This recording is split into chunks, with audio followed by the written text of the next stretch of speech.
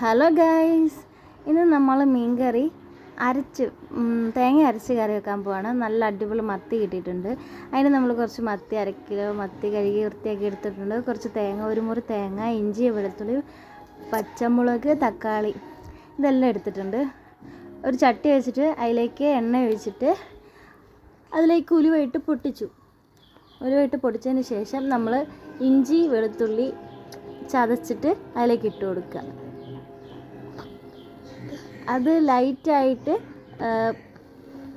ഒന്ന് സോട്ടായി വരുമ്പോഴത്തേക്കും നമ്മളതിലേക്ക് തക്കാളിയും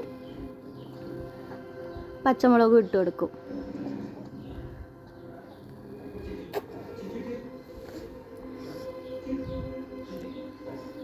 ഇതാ ഇപ്പോൾ ചെറുതായിട്ട് ഒന്ന് സോട്ടായിട്ടുണ്ട്. അതിലേക്ക് നമ്മൾ തക്കാളിയും പച്ചമുളകും ഇട്ട് കൊടുത്തിട്ട്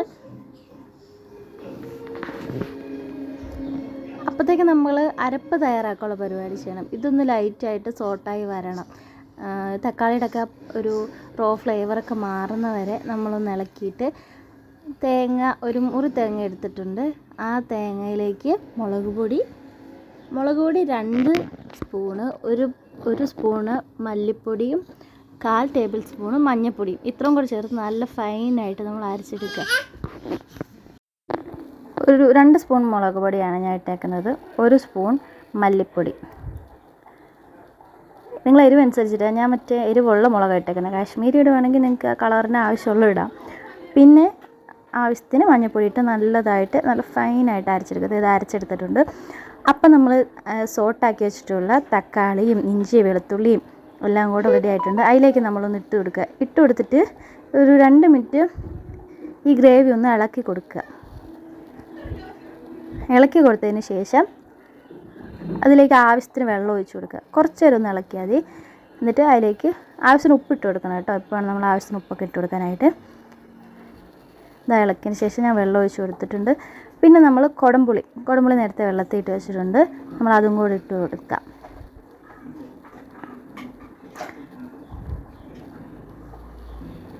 ഇതിപ്പം നല്ലതുപോലെ ഇളക്കിയിട്ടുണ്ട്.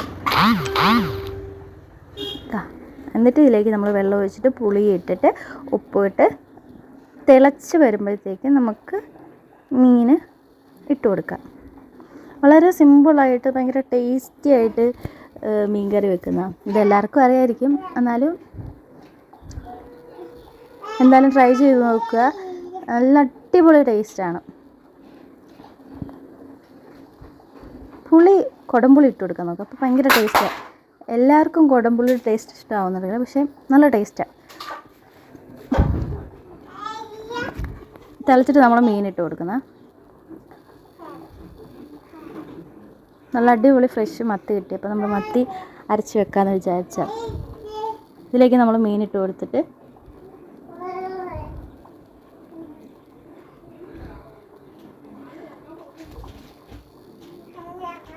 ഫുള്ള് ഇട്ടെടുക്കുക. ജസ്റ്റ് ഒന്ന് ഇളക്കി കൊടുക്കുക. പിന്നെ ലാസ്റ്റ് നമ്മളിതിലേക്ക് കടുക് താളിച്ചൊഴിക്കുന്നുണ്ട്. കടുക് താളിച്ചൊഴിക്കുമ്പോൾ നല്ല ടേസ്റ്റ് ആയിരിക്കും. ഞാൻ കടുകും ഇച്ചിരി കറിവേപ്പിലയും ഒക്കെ കൂടി താളിച്ചൊഴിച്ചു. അത് കഴിഞ്ഞിട്ട് നമ്മൾ അപ്പം തന്നെ അടച്ച് വെക്കുക. എന്നിട്ട് നമ്മൾ കറി എടുക്കാൻ നേരത്തേക്ക് ഇളക്കിയിട്ട് സെർവ് ചെയ്യുക. അടിപൊളി ടേസ്റ്റാണ്. എന്തായാലും ട്രൈ ചെയ്ത് നോക്കുക. ഇഷ്ടപ്പെട്ടെങ്കിൽ ലൈക്ക് ചെയ്യാൻ മറക്കരുത്.